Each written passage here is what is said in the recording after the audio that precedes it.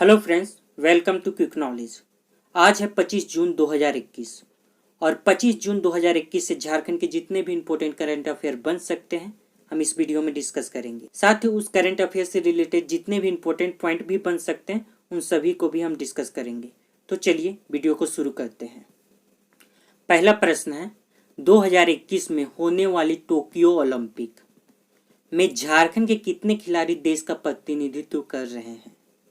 आपको पता होगा कि इस बार टोक्यो ओलंपिक होने वाला है। इसमें झारखंड के कितने खिलाड़ी हैं जो देश का प्रतिनिधित्व करेंगे? तो इस प्रश्न का सही उत्तर होगा बी, 3। झारखंड के 3 खिलाड़ी हैं जो देश का प्रतिनिधित्व करेंगे।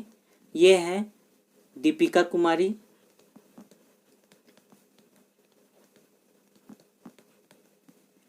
निक्की प्रधान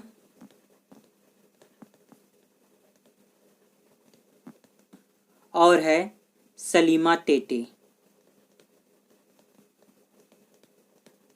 आपको बता दें, दीपिका कुमारी तीरंदाजी की खिलाड़ी हैं, निक्की प्रधान और सलीमा टेटे हॉकी की खिलाड़ी हैं। ये 3 खिलाड़ी झारखंड की तरफ से इस बार टोक्यो ओलंपिक में देश का प्रतिनिधित्व करेंगे।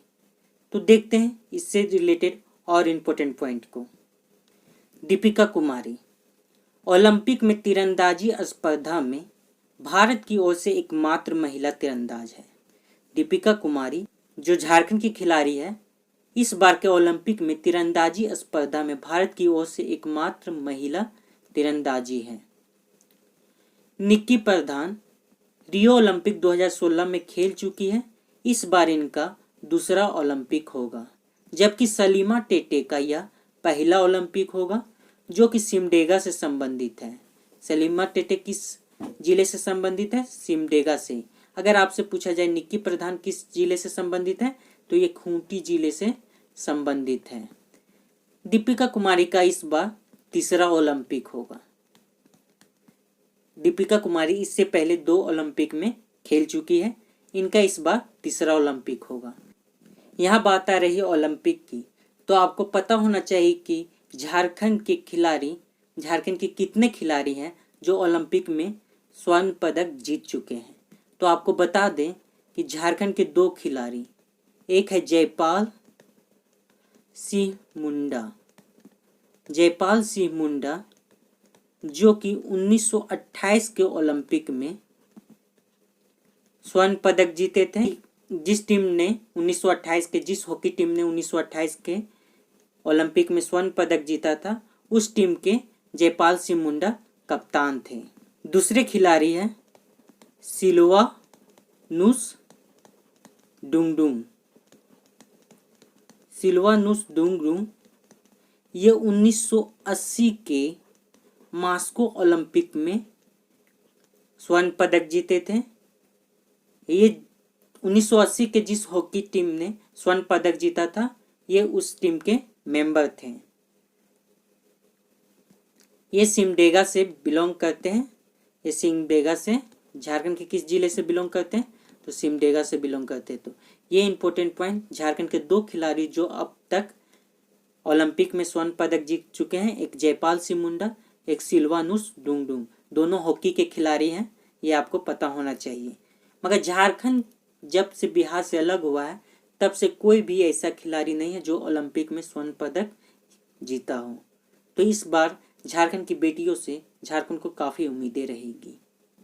अगला प्रश्न है, निम्न में से किन्हें हाल ही में institute of human development IHD eastern region Ranchi के निदेशक बनाया गया है? IHD रांची का निदेशक किन्हें बनाया गया है? तो इस प्रश्न का सही उत्तर होगा ए, डॉक्टर रमेश सरन। यहाँ पे सरन होगा, तो इस प्रश्न का सही उत्तर होगा ए, डॉक्टर रमेश सरन। डॉक्टर रमेश सरन को IHD रांची का निदेशक बनाया गया है। आपको बता दें कि डॉक्टर रमेश सरन BVU के पूर्व कुलपति रह चुके हैं। BVU विनोबा भावे विश्वविद्यालय के पूर्व कुलपति रह चुके हैं।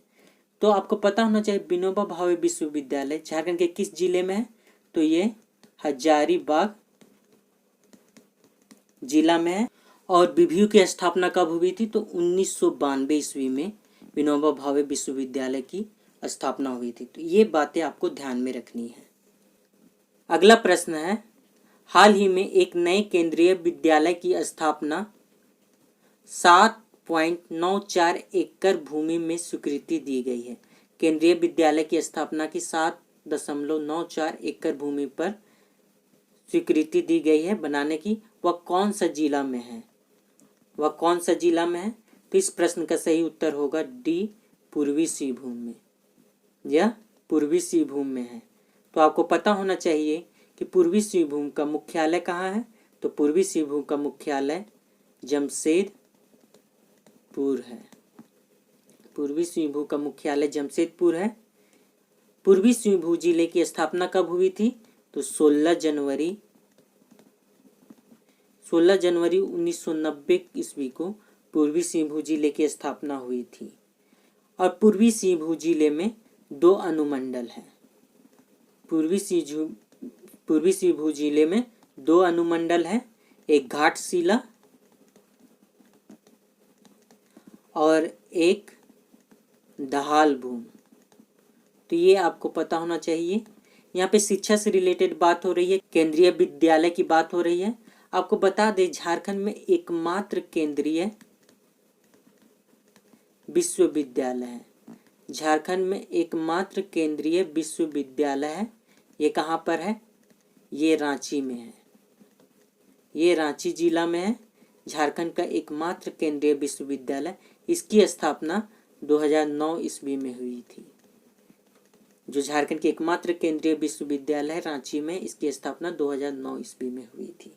इन बातों को आपको ध्यान में रखना है। अगला प्रश्न है, रिम्स रांची के डॉक्टरों ने एम्स दिल्ली के विशेषज्ञों के साथ मिलकर किस बीमारी की समय पूर्व पहचान की दिशा में बड़ी उपलब्धि हासिल की है। यानी कि उस बीमारी का समय से पहले पहचान किया जा सकता है कि यह किस व्यक्ति को यह बीमारी हो सकती है। इस दिशा में बड़ी उपलब्धि हासिल की गई है रांची के डॉक्टरों के द्वारा एम्स के विशेषज्ञों के साथ मिलकर। तो वह किस बीमारी से रिलेटेड उपलब्धि है, तो यह है डी, लकवा यानी कि ब्रेन स्ट्रोक। लकवा यानी कि ब्रेन स्ट्रोक। तो चलिए समझते हैं इसको डिटेल से। वर्षों के लंबे शोध में विशेषज्ञ इस निष्कर्ष पर पहुंचे हैं कि किसी भी व्यक्ति के डीएनए आधारित जांच से पता लगाया जा सकता है कि उसे भविष्य में लकवा होगा या नहीं। डीएनए आधारित जांच से पता लगाया जा सकता है कि भविष्य में लकवा होगा या नहीं। रिम्स के निदेशक डॉक्टर कामेश्वर प्रसाद इस शोध के सूत्रधार हैं। रिम्स के निदेशक कौन है, डॉक्टर कामेश्वर प्रसाद इस शोध के सूत्रधार हैं। ये आपको ध्यान में रखना है। इनके नेतृत्व में 12 संस्थानों के डॉक्टरों ने मिलकर RWDD3 नाम के ऐसे जीन का पता लगाया जो भारत में लकवा का सबसे बड़ा कारण बन रहा है। इनके नेतृत्व में 12 संस्थानों के डॉक्टरों के साथ मिलकर ऐसे जीन जिसका नाम है RWDD3 का पता लगाया गया है, जिसके कारण भारत में लकवा का सबसे बड़ा कारण बन रहा है। यहाँ पर रिम्स आया तो आपको पता होना चाहिए कि रिम्स की स्थापना कब हुई थी, तो रिम्स की स्थापना 1950 ईस्वी में हुई थी। और इसके वर्तमान निदेशक कौन है, तो इसके वर्तमान निदेशक है डॉक्टर कामेश्वर प्रसाद। अगला प्रश्न है, भारत सरकार के पंचायती राज मंत्रालय द्वारा प्रारंभ की गई किस योजना को झारखंड में लागू करने की स्वीकृति दी गई है। भारत सरकार के पंचायती राज मंत्रालय द्वारा प्रारंभ की गई किस योजना को झारखंड में लागू करने की स्वीकृति दी गई है, तो इसका राइट आंसर हो जाएगा A, survey of villages and mapping with improvised technology of village area. इस योजना को झारखंड में लागू करने की स्वीकृति दी गई है।